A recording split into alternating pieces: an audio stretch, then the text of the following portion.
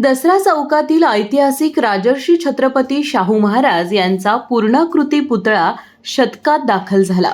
12 April 1927 रोजी लोकवर्गणीतून उभारण्यात आलेल्या या पुतळ्याने स्वाभिमान, समता आणि सामाजिक न्यायाच्या विचारांची साक्ष देत 99 वर्षांचा गौरवशाली प्रवास पूर्ण केला आहे। कोल्हापूरच्या जनतेची प्रेरणा आणि आत्मसन्मानाचे प्रतीक ठरलेला दसरा चौक आणि येथील शाहू महाराजांचा पुतळा आजही समाजमनाला दिशा देतो आहे। दरवर्षी जयंतीनिमित्त शाहूप्रेमी तसेच कोल्हापुरात येणारे केंद्रीय आणि राज्यस्तरीय नेते या पुतळ्यासमोर नतमस्तक होऊन शाहूंच्या कार्याला अभिवादन करतात।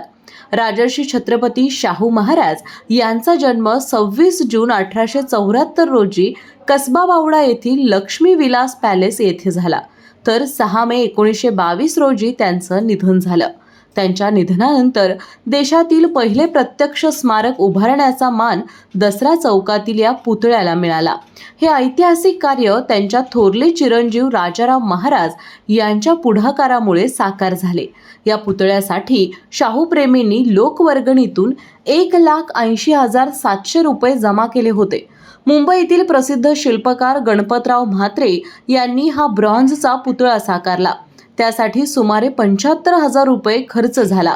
8.5 फूट उंचीच्या या पुतळ्यात शाहू महाराजांच्या मस्तकावर मंदिल, अंगात मराठेशाहीचा पायघोळ, अंगरखा असं असून उजव्या हातात तलवार आणि दुसरा हात झग्यात ठेवलेला आहे। मुंबईत तयार झालेला हा पुतळा रेल्वेने कोल्हापुरात आणण्यात आला।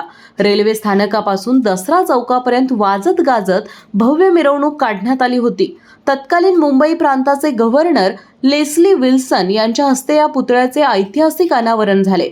राज्य सरकारने 2022 मध्ये शाहू महाराजांचे स्मृती शताब्दी वर्ष साजरे केले असले तरी दसरा चौकातील हा पुतळा आजही शाहूंच्या विचारांचा जिवंत वारसा जपत उभा आहे। शतक वर्षात पदार्पण करणारा हा क्षण केवळ एका पुतळ्याचा नाही, तर समतेच्या विचारांचा, जनतेच्या सहभागाचा आणि स्वाभिमानाच्या इतिहासाचा गौरव आहे।